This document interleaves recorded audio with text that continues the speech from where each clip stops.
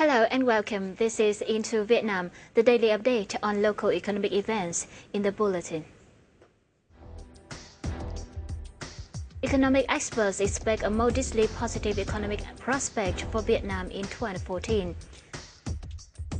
Foreign direct investment to the country increases significantly between January and November.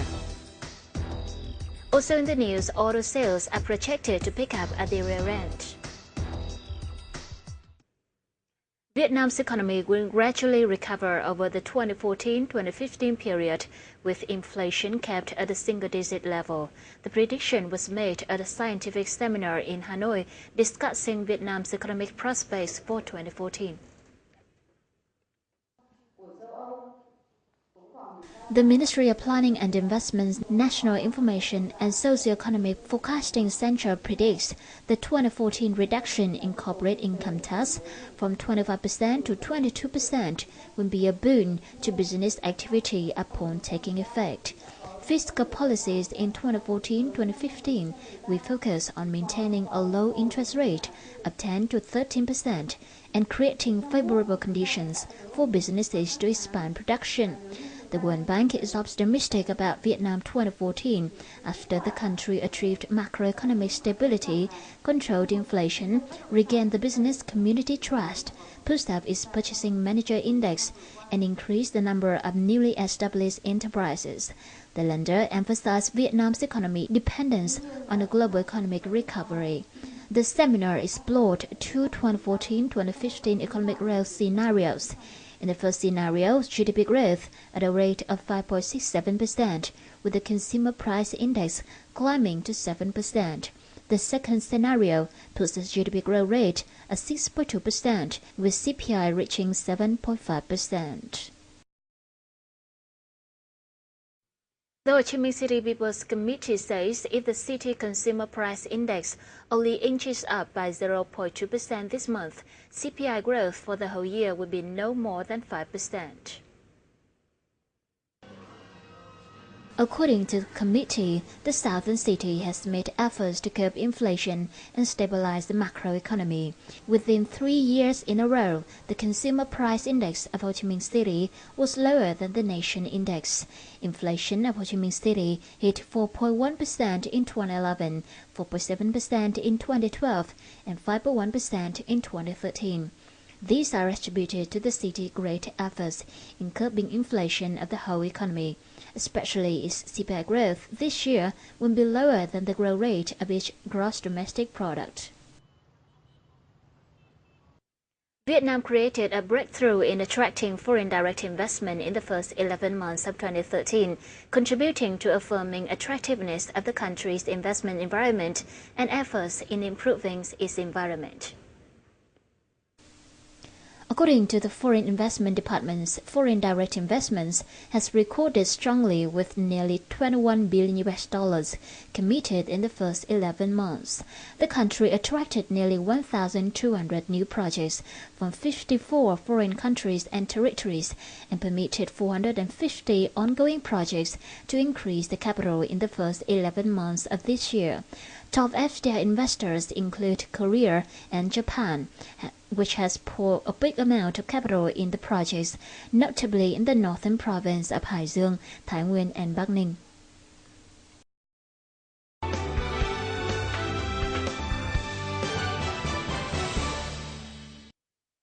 The Vietnam Central Bank set the US dollar's exchange rate at $21,036 on Friday, unchanged for more than 5 months. Commercial banks are allowed to apply effective exchange rate of 1% from the official exchange rate set by the central bank. Accordingly, the ceiling price for a dollar today was 21,246 dong. Today, some commercial banks lowered some raised dollars prices by 5 Vietnam dong, either for bead or ours, offering at 21,070 to 21,090 dong per dollars for bead and 21,125 dong to 21,130 dong per dollar for ask, respectively. The US dollar's exchange rates have increased recently due to psychological factors. However, the State Bank confirmed there were no driving force for any exchange rate adjustment to the year-end. The move has helped the US dollar exchange rate to Vietnam đồng rate stable for the past few days. The auto market is expecting a busier end compared with 2012 as demand increases ahead of Lunar New Year festival or Tet holiday. November's domestic auto sales dropped suddenly after record levels in October sales. Local auto traders are optimistic the biggest holiday of the year will boost their revenues. They are expected to benefit from Ho Chi Minh City decisions to reduce registration fee to 10% for vehicles with less than 10 Cs from January 2014. The Vietnam Automobile Manufacturers Association predicts the domestic auto industry will have sold 109,000 units by the end of this year, the modest year-on-year increase credited to changes in tax policy and economic recovery. Vietnam is estimated to produce about 5 million tons of steel in 2013, sold out a total of 4.6 million tons, and the stockpiles is estimated at 300,000 tons. The Vietnam Steel Association or VSA provided in the year the country is seen to export 2.5 million tons, worth $2 billion. The VSA added that this year's steel consumption is low, only increased by 2.5% on year, mainly thanks to exports and mainly due to sluggish economy. In 2014, steel consumption is expected not to post high increase, with only 2 to 3% up from 2013.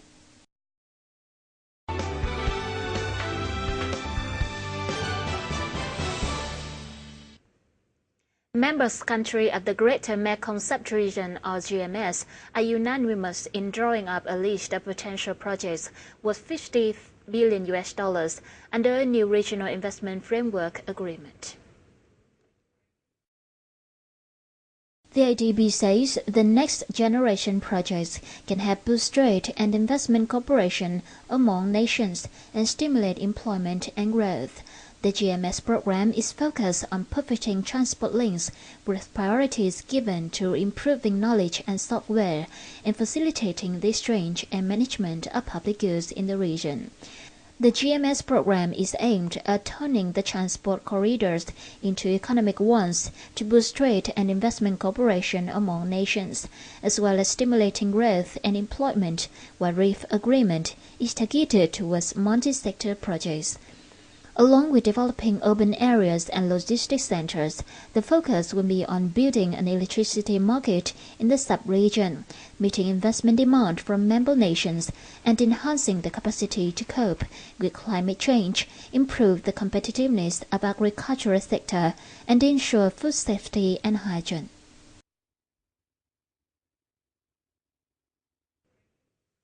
In 2014, the reformed Generalized Scheme of Preferences, or GSP law by the European Union will officially take effect.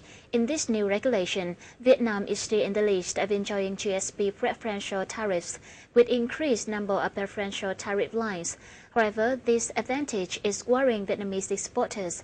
Let's find out the reason for this paradox in the upcoming business report.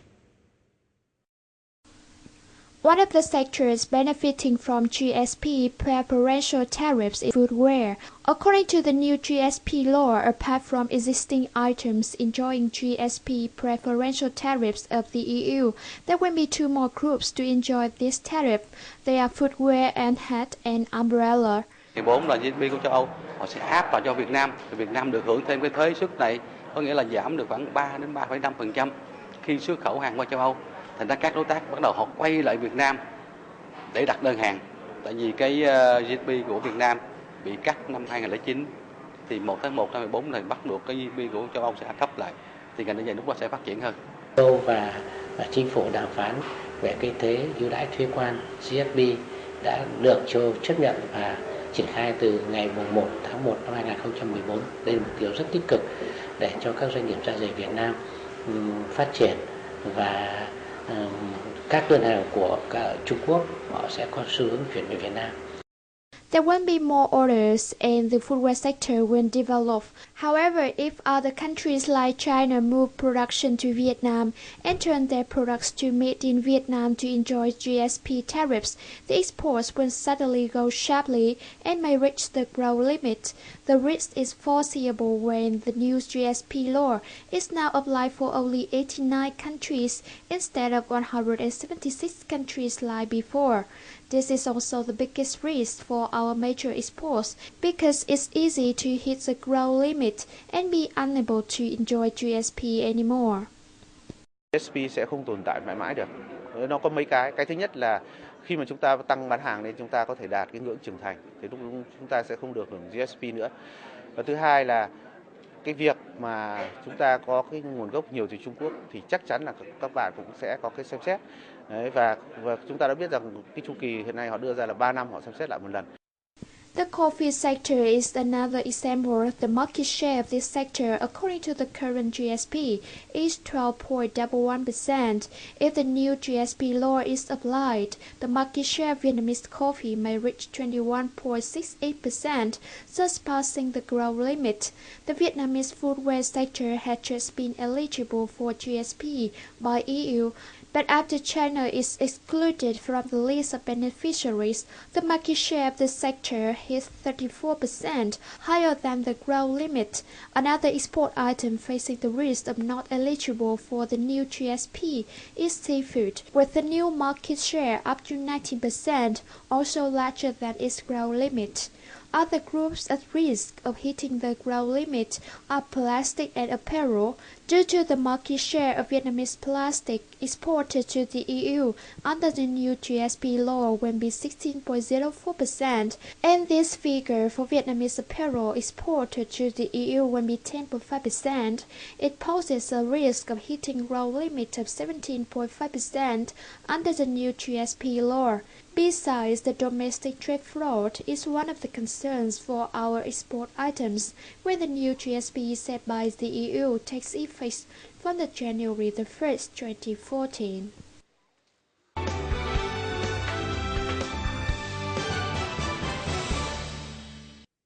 The program will wrap up with local gold prices, forex, and stock markets.